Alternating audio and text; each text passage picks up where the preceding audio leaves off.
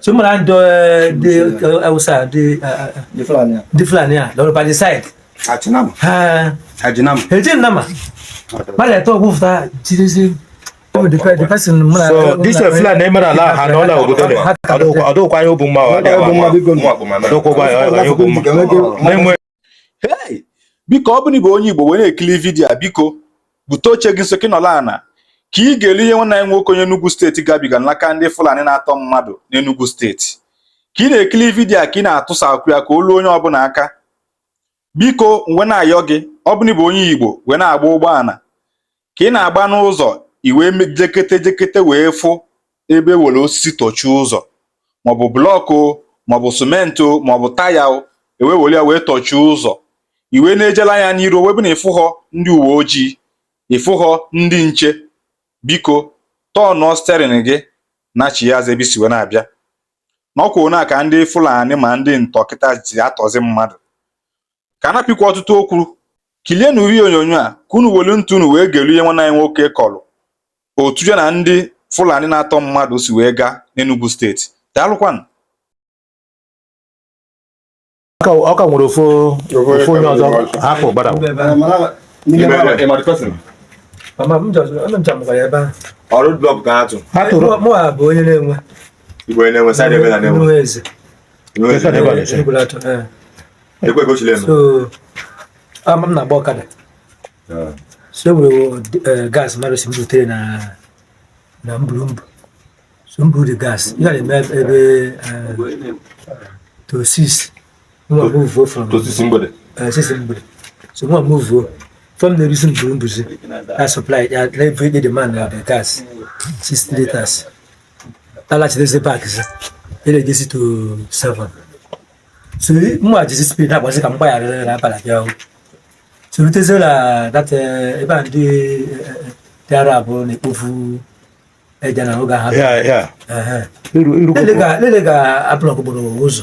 And I'm not welcome to speed that so before me lose there come she say come buy say ten she have what you say so man the outside the Fulani by the side Ajinam nama mala to go for Jesus muzo put osisi eji ma eji tourism shawa what we come back am baza hog I had the other to so before I even be paying na mother 4 she's an emoji walk after so cause them even gamla na brother drugs hey do them why ba emoji ba so ga is it is my ba yin na ba so ga is emoji ba actually I say to not the young boy man. Okay, ndo amude kota gala. I took good. That's why man she be I get money, she be I get money.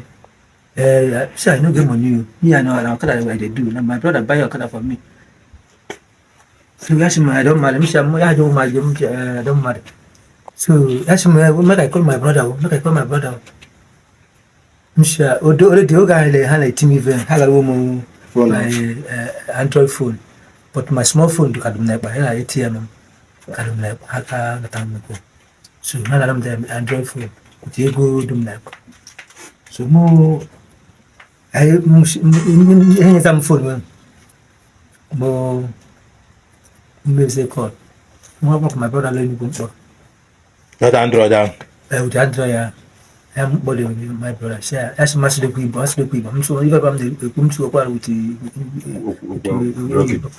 so push I just my brother said the kidnappers kidnapped me for where they come back from no man. So and now we dey inside bush. So yeah, long time with the phone. Say hey my brother, a guy you don't hear what he talk. So you make you bring money for us. Make you bring money for us. I got to say no 10 million. Not 10 million. So yeah, my brother they put here with phone now for us. All of a sudden, yeah, when you see the phone, yeah, it is a phone. So I was like, my ballet does it in my ballet, I don't see more. Yeah, I did.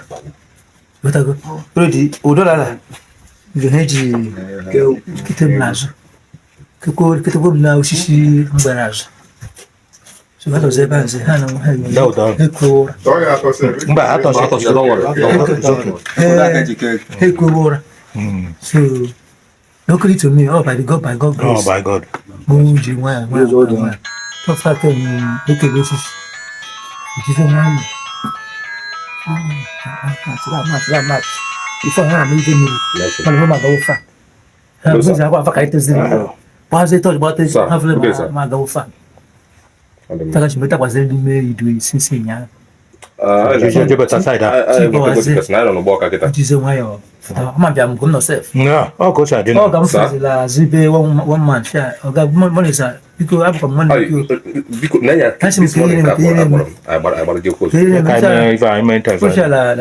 na ndọkwa ndị kidnapper be ndị awụsa ndị kidnap m sinsi abalị ya amụ lebe ka m si mfọchafụtaziri so ha eduzi m ọga ya eduzi m bịazi nke CSO very good I got security today very very important to be blale mem sorry my brother now sorry the group ya oh group now amma ka ji bawli shi amma da wai wannan so Enugu state na no even the person so this is Fulani mara la ha no la obodo le ado kwa yo bu ma wa do ko ba yo bu ma mwe ono mali ha ga eme because ekuo ụmụ anyị ala ataka ukorole ọ dịkwa ma beta ọdụcha ahụ mma and ebe anyị nọ na bụ ụgbọka ọ dị amakwụ ụgbọka very far away